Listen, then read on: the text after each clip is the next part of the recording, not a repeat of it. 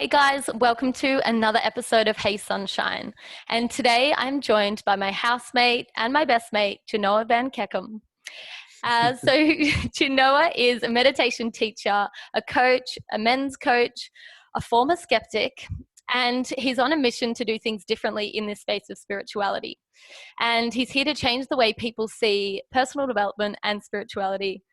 And today we're going to be diving into all things meditation, breaking the stereotypes, and Janoah's journey into spirituality and meditation. So Janoah, welcome to the show. Timsy, this is exciting. I'm looking forward to the chat. And what a cool way to start. I've never been in a podcast where we've started with some breathing and grounding, because you come in often you're excited and it's all happening. So that's a really cool way to start things. I like it. And just to set the scene for anyone who is listening, so Janoah and I live together and we're in separate rooms of the house recording this. And just before we drop in, and what I like to do on all of my interviews and recordings is just do a little grounding meditation. So you wouldn't have heard it because we'll cut it out in the recording, but just grounding in and dropping in and setting the container for this chat. So yeah, I'm so glad you're open to it. And yeah, it just really it just changes the pace of the chat, which is really nice. So, Janoah, the first opening question that I'd love to start with, but what does magic mean to you? I love these random questions. They get you thinking totally different. I've never, ever thought about that before in my life. I asked you this morning and you're like, what the hell? And I was like, what does magic mean? But then it actually is a really good practice to do, because it made me realize for me, magic is all about those little moments in the day. And magic can be, that little quiet period before the sunrise and everything's really still, and you can see the birds chirping, and you're just like, and you sort of get up and you meditate and you feel just calm and beautiful. Or for me, magic is sitting in a cafe, just having a cup of coffee, reading a book, and then just riding my bike home and just going, what a start to the day. And then magic can also be little moments like running into someone cool or having a conversation with someone that's like, wow, what a conversation that was, or how lucky I was to meet that person. And when I was thinking about it, I was like, wow, we actually don't give ourselves much time to notice the magic, because in the day-to-day, like there's magic everywhere in little moments like that. And it's a good reminder when probed with the question, it's like, there's magic happening all the time. It's for 5 seconds or 5 minutes. So that's what magic is to me, those little mini moments throughout the days. I love it. So it's not me turning the blender on at 6 a.m. in the morning?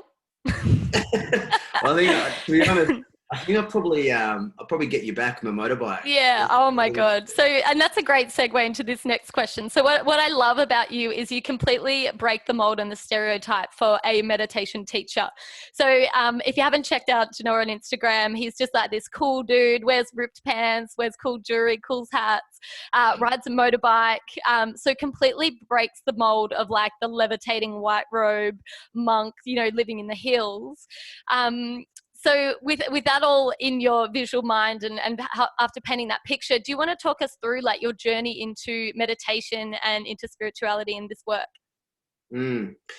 So I guess the picture you painted there is quite interesting, and it really ties into also why I went from not only just delving into the work of becoming a teacher, was I had the view sort of similar to that contrast that you painted there, that spirituality, meditation, whatever you want to call it, was all very much associated with the mystics, and something I didn't want to be part of. So for me, I literally pictured anyone who meditated or was involved in anything like this, maybe they were part of a cult or had to suddenly become abstinent and stop drinking and something alcohol. Yeah. So I had this idea of what spirituality was, and was very, very resistant to it, because I was like playing footy and drinking and partying, and I was like, I don't want to lose this stuff. This is fun. All this stuff's fucking weird bullshit, blah, blah. And I was not open at all to anything that was outside the realm of the norm. Like, and obviously, in my late teens, also part of what you want to be is normal and part of the crowd and everything like that. So it was, and having a father who was open to that kind of stuff and worked in some interesting things in terms of working with spirituality and counselling and some Indigenous people as well. While I was growing up, I was very, very like, what's this? I'm not into it. I don't like it. And so moving from a very, very resistant, skeptical, and I would say very, very close-minded person in that way, the evolution for me was, it was kind of accidental. And this is where you can say the universe is going to get me there somehow. It's going to kind of nudge me along. Usher Come you on. down the way. Yeah, you know, it's like your dad. No, didn't like that carrot. Okay, what's the next one? Here, over here.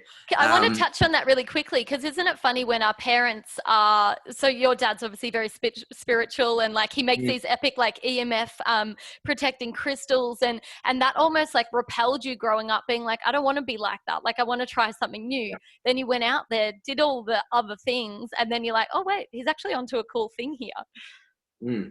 It was funny. We catch up a bit now. We get along really well.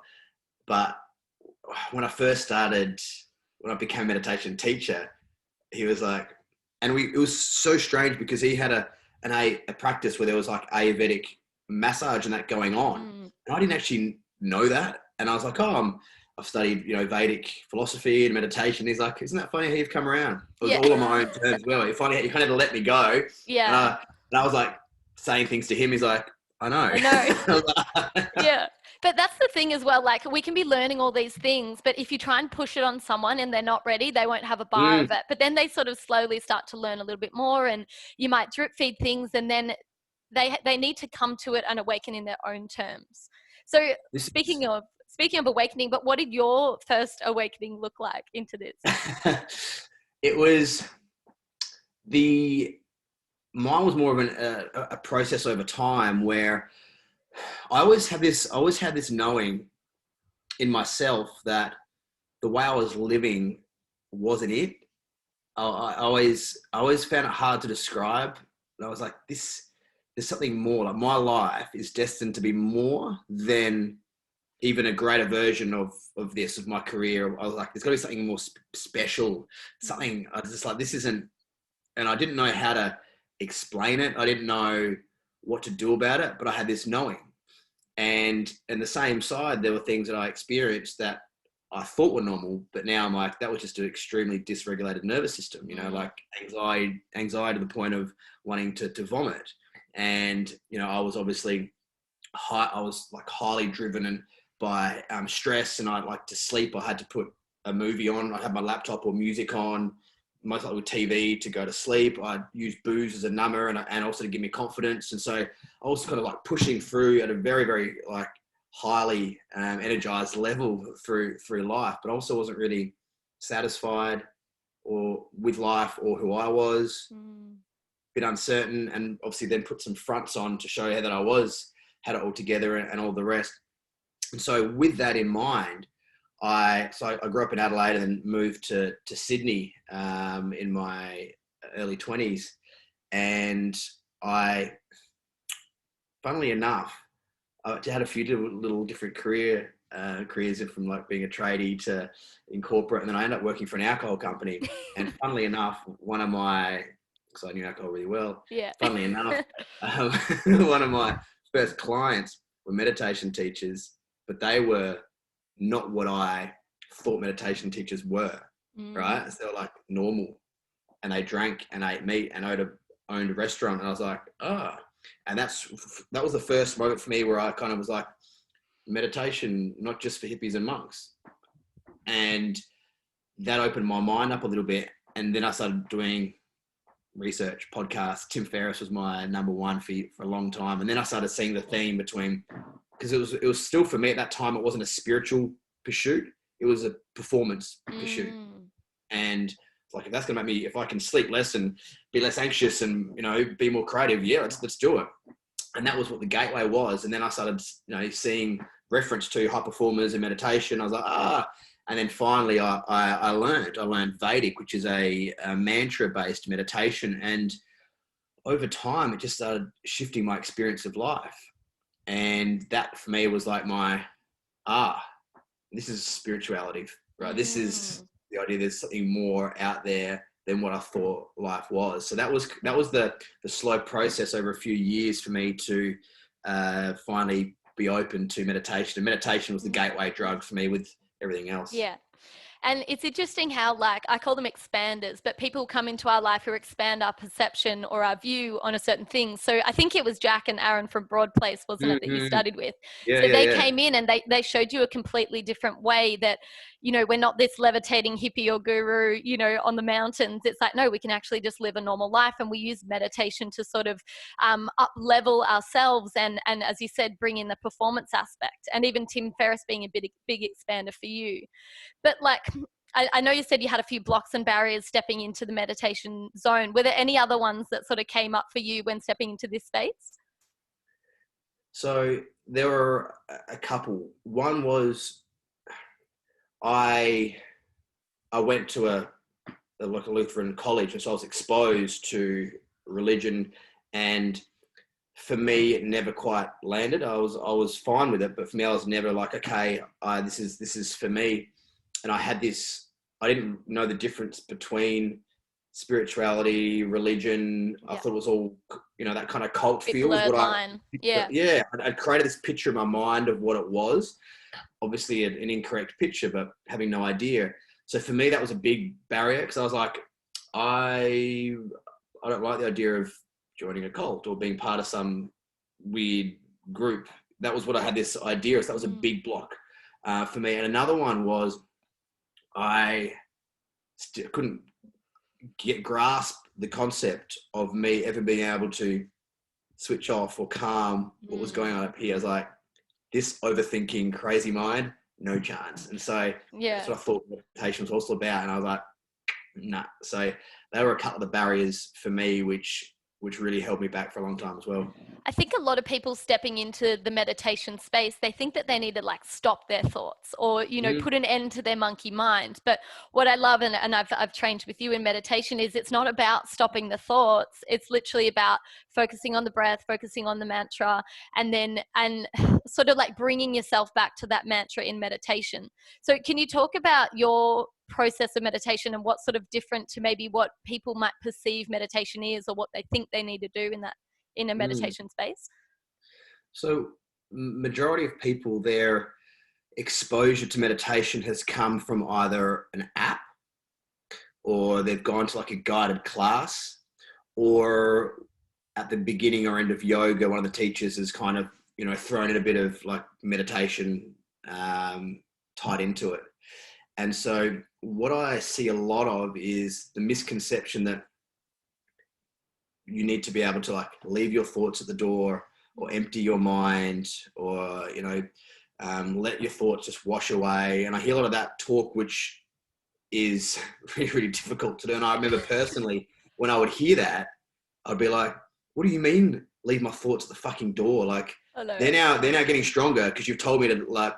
And I was like, I don't understand. This doesn't work. The worst is when they say, and forget about what you need to do today. And then I'm like, fuck, I've got so much to do. Like, it's literally like, it triggers this like task list. I'm like, shut up. Yeah. You know, and like I say, what's the joke? Like, picture a white, what's it called? Like a white polar bear in your mind, and then stop thinking about it. If you think about anything else but the polar bear, it's like, in your mind, the polar bear. So even that languaging with good intent is, I feel, often giving people a bit of a challenging experience with meditation, and particularly because we are so, as human beings now, we're so highly stimulated.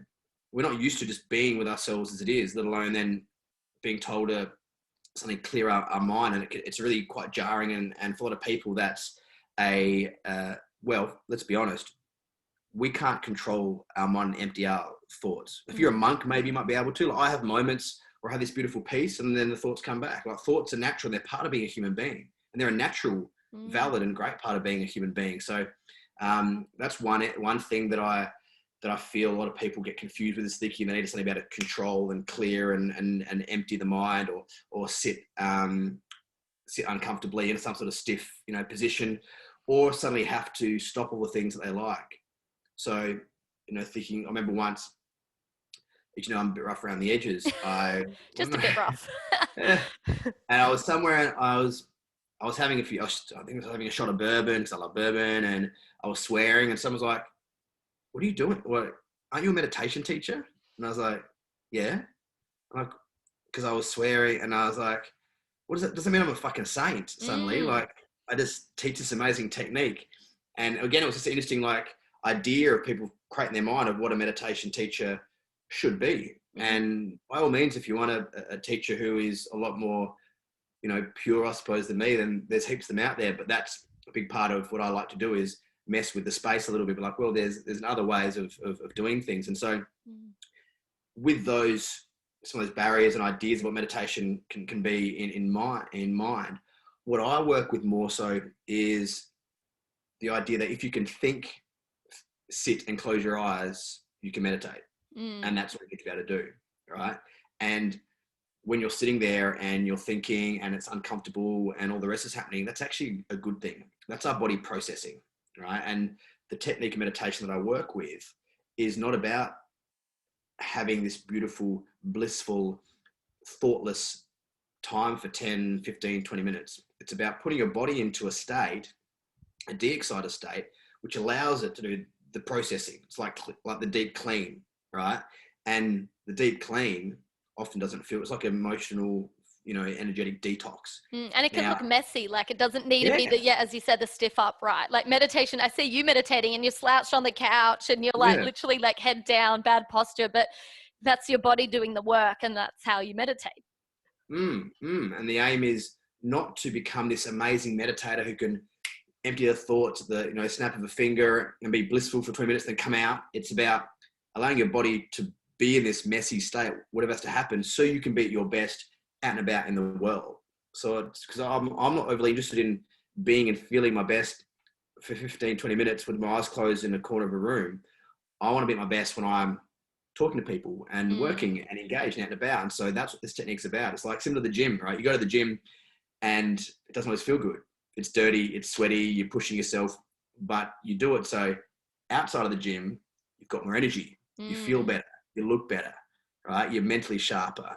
So that's similar meditation, is it can be messy and grindy, and that's part of the process. You've got to get used to that discomfort so you can start up-leveling how you operate throughout the day. So that's the big shift in how I approach meditation. And I love that you're such like an approachable guy, and you're not this clean cut, you're like rough around the edges.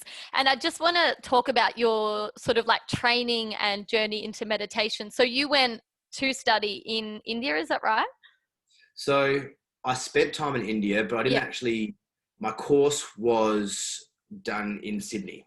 So to study, I studied like the Vedic meditation technique and Vedic philosophy. And traditionally you would go to India and have to study that like intensely in India. You'd find a guru and teacher over there. But now, well, for the last few years, there are teachers throughout the world who, there are only some, not very many at all really, who offer the tuition and teaching and Vedic philosophy integrated. So there's like, I did it with Jack in Sydney, and there's a few in like California. There's a few teachers around that also offer it integrated. So I went and did the whole ashram experience in India with Jack and a few of that crew as well, a few of my students, and that was a really cool experience. And but I did the study over about 18 months while I was still working, because I couldn't, at our stage, I couldn't afford to suddenly disappear and go to India. And I knew and trusted Jack as well, so I was like, this is where I want to do it. And so that was my process. It was 18 months of pretty intense. I did a lot of advanced work as well in terms of helping to stabilize my nervous system so I could actually hold space when I work with people. So it was a really cool and challenging process, you know, sitting there with drinking coffee, listening to this guy, Jeff. He'd fly from the States. He'd talk about the Vedas and all this sort of stuff. We'd be sitting there like trying to take notes for 8 hours. Just being like, but it was cool. That's so sick. And like, what a journey as well, like to go from like selling alcohol into, you know, being a meditation teacher and a coach. Like, I feel like people from your past probably like look at you and be like, what the hell? Like, you know, you're a completely different person. And one thing I really like to chat to people about is like, how did you go from stepping away from old Janoah into new Janoah? Or it's not even a new Janoah, but a more authentic, you know, stripped back Janoah. Like, how did you find showing up and dealing with what people might think? To be honest, I kind of enjoyed it. I actually, the shock factor. Well, I knew what a lot of people's perception of me would be. So I was party guy, pretty fucking arrogant, like in my own world, you know, blah, blah. And there was periods in my life where I probably wasn't the nicest guy and just, you know, doing my thing.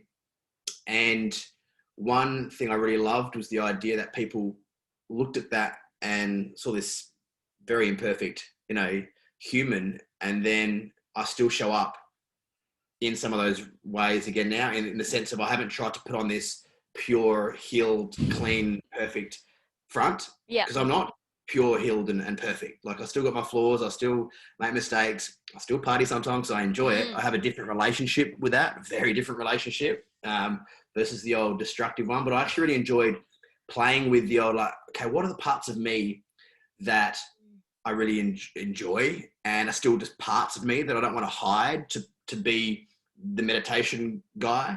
And then what are the parts of me that actually are or had been destructive in the past that, like, well, you know what, that isn't how I want to show up anymore. And it's a really cool process to be like, this is me. And a big part of what I do also is there are some people that I hear speak about when you show up, say, in a business environment, you show up in a certain way. And then you show up in your friends show up in a different way. And then when you show up here, you show up in a different way. And I'm more under the opinion that I just show up as I am. And so whether I'm walking into I've walked into corporates with my ripped jeans and a flanny, and they're like, the fuck's this guy? And I obviously start swearing, and they're like, whoa, but I'm like, that's just, yeah, it's just, you know, that's just me. Yeah. And that's kind of what I enjoy about it. I don't want to put on this persona to be in the corporate world with a suit. And I don't want to put on the persona here as the calm meditation guy on the beach, you know, and then I'm this different guy when I'm out at a bar. So I try to, as much as I can, bring that, all the parts of me to what I do in every area. Well, I think that's what makes you relatable. And as a coach, people aren't looking for that sort of really highly polished shine person. They're looking someone that they can actually speak to, relate to, and almost like a mate sort of in that space. So yeah, I love what you do, and speak highly of you all the time. So I want to chat about your meditation like practice and sort of like the surprising benefits that you've found throughout your journey. Like, I know we've got high performance, but what were some ones that really surprised you? So the thing that I didn't have any intention to experience, and I wasn't on any mission to work on, was my awareness of self. And what I mean by that is, like, I started realizing over time, I'm like, oh wow, I can be such a prick. And the reason I'm doing that is because I feel so unworthy in this moment. I have no confidence in this, and it's literally and so I was able to call myself out on so much more stuff. And I was like, because also, like, this you can't hide. And so there were so many more things that I picked up on about myself that I was like, oh, okay, I can get that now. And so one of the interesting things is, like, you become so much more, like, sensitive and aware of what's going on, of yourself, but then also of others. And so you can become a lot more aware and in tune with what's going on with other people as well, because when our nervous systems start to regulate and settle, we move out of that survival me ego zone, and it's more of a what can I take in, what can I see? And so you can see more for what is with yourself and with others. So that kind of like awareness, you know, intuition kind of piece was something I wasn't really searching for, and it naturally kind of played out over time. Recovery, and this you can slide into all sorts of different ways in terms of how you recover. But one of the ways is recovery from a hangover. So I would wait before the podcast. I was like, talk about the hangover benefits. Talk about the hangover benefits. Oh, so good. And people, like, this is so surprising for me. Like, when you have a big night and you do this after a big night, I'm like, what the hell is he doing? I'm here napping and you're here meditating. So what does it do for you? Well, if you think about it, you've had a big night on the booze.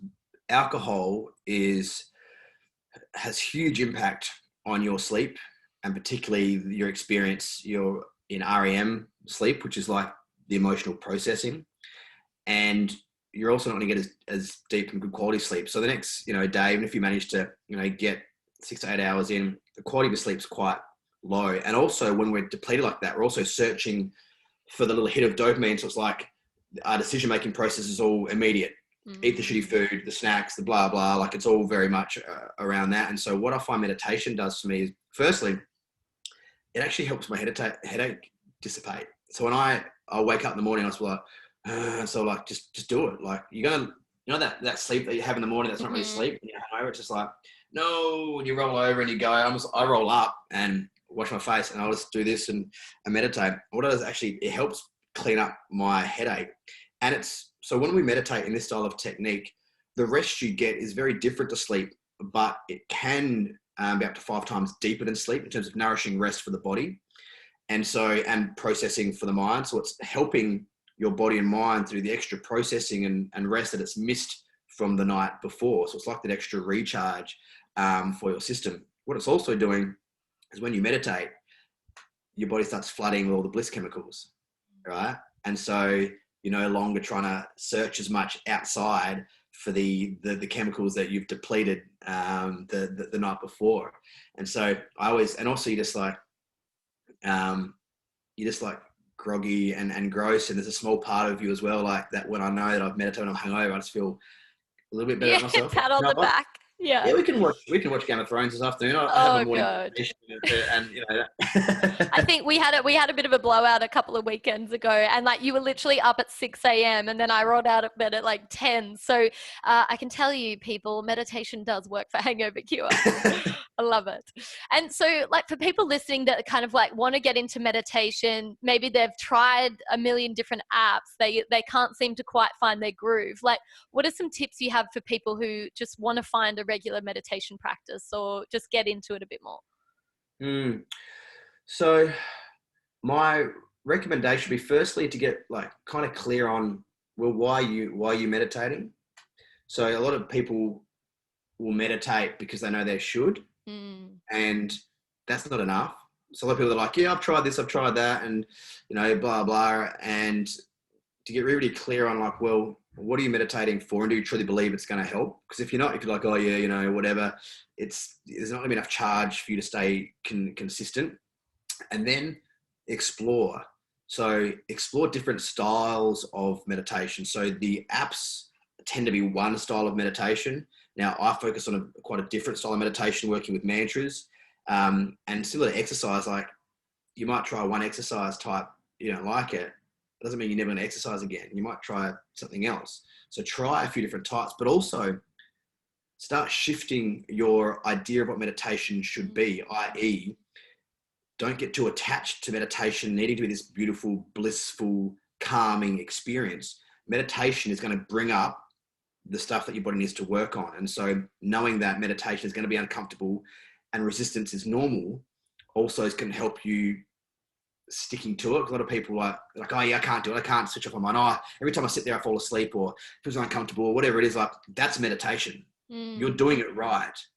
And you need to actually start seeing some shifts from it. We're working with decades of accumulation of stress and tension and fatigue. We're not going to suddenly have a silver bullet. We meditate for a weekend and we're healed, right? You need consistency, just like anything. So there's a few little things to think about when you're half dabbling here or there. But then the standing kicker is, if you're serious about it, find someone to teach you. AKA you. Yeah, anyone that you resonate with, like find someone that lands for you and get someone to teach you, just like going to a class where there's a PT there that can answer questions and help you and guide you. Oh, cool, I get it now. Boom, boom, boom. Then you can go. So that'd be some things that I would think about when learning. And then also if you're really serious of where to go. I think that was the biggest game changer for me when I started with you is loosening up my expectations of what meditation looks like. And, you know, sitting there and maybe you had quote unquote a shocking meditation, but it's still doing good. And it's just shocking on based on what you think meditation should look like. But you're like, anything, as long as you're sitting down, you know, I think you do 2 times 20-minute meditations or 30-minute meditations a day. But even for me, I just do like a 10 in the morning, and I'm like, cool, I showed up, I did my thing. It either was messy or it was nice, but even just showing up and creating that practice just feels good for yourself and feels like you're moving that dial forward. And for someone who's like looking for that charge or that why behind meditation, and maybe they aren't finding that drive behind, or it feels good, or maybe it feels really sticky, like how could they really find that why? Where would they go, or what would they do? Yeah, so what I would look at is look at the ways that you operate, that you like, literally look at like, what am I not satisfied with in my life? And also, because also meditation at an energetic level is raising your vibration, right? It's moving us out of a stress fear state, right, which is very low vibration, and into a higher state of vibration, because we're literally removing the stress and the tension and fatigue out of the system. So one thing is to look at like, what parts of your life are you maybe not satisfied with? You know, what areas of your life, in terms of how you operate, do you feel there could be some growth or expansion on?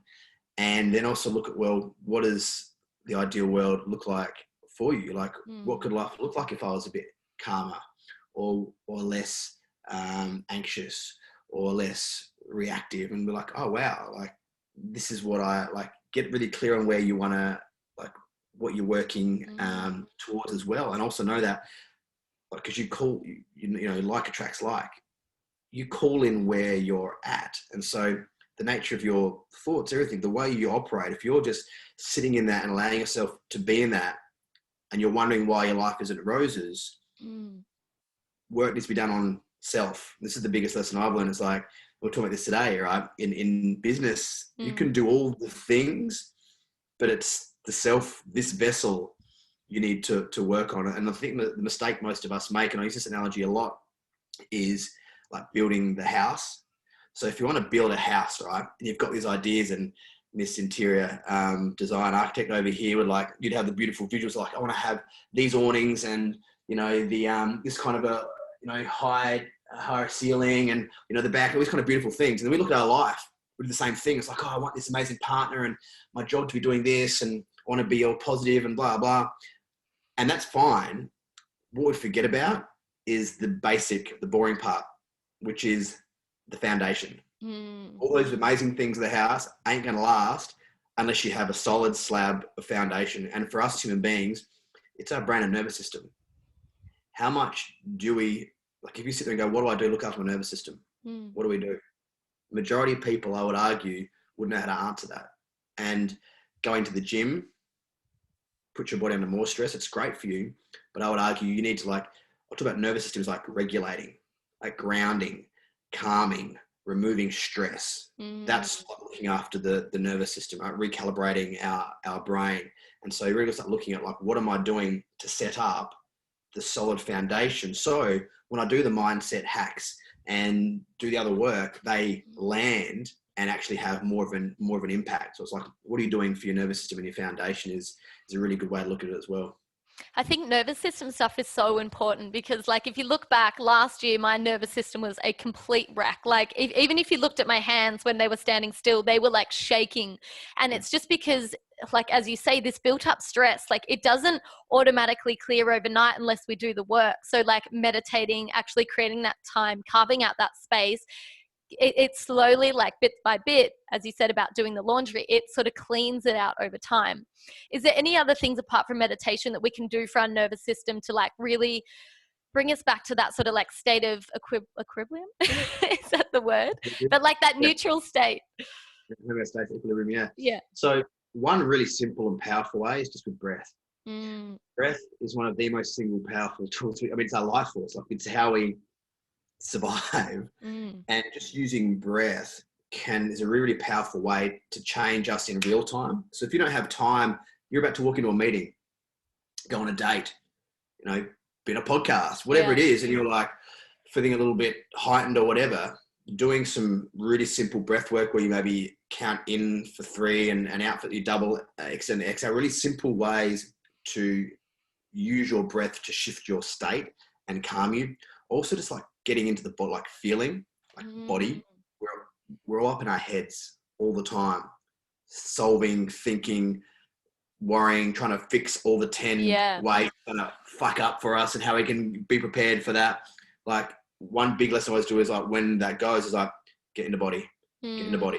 Is that a body scan, or is that like? It might mean scanning from like head to toe, placing awareness on parts of the body. It might mean just following the breath down to the stomach. It might mean doing some belly breathing, because we're also like chest rabbit breathing actually stimulates sympathetic nervous system as well. So we don't breathe properly. So like even just a couple of deep breaths in the stomach where we and hold the air in the belly for a little while. So there's some really cool ways to do that. Another way is like, for me, it's like high vibe music.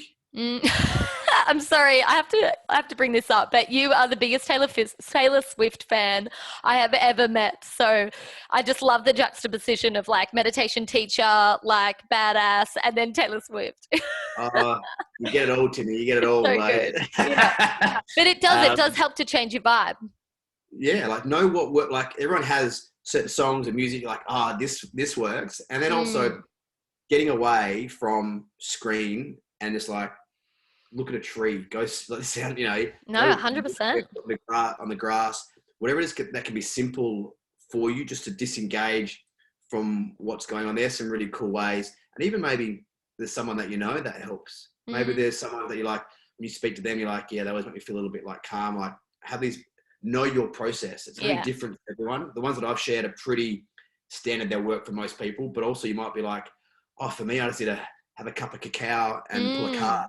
For whatever it is, like, that might be your process. Like learn your process and make sure that every day you are doing it at least once, whatever that looks like for you. Have those tools ready to go. And I think most people, they tend to complicate things. They're like, oh, I've got to calm down, or I've got to meditate, or I've got to subscribe to this app, or I've got to do this. And what I love about your process, you can literally do it anywhere. You can do it. I've seen you meditate in the car. I've seen you meditate, anywhere that you can find a quiet spot. And same about these, like calming your nervous system. It's literally as simple as going out barefoot on the grass and just earthing. Or even I learned one the other day, and you actually do a figure 8 with your hands, and you just breathe with your hands. And it actually, what it does is it repairs your aura, and it actually brings the right and the left brains together. So you're actually sort of bringing everything back into harmony. So if I'm feeling really stressed and anxious, I just bring with my hands and just sort of start to do that. And they're just so simple, but they bring out such a profound effect.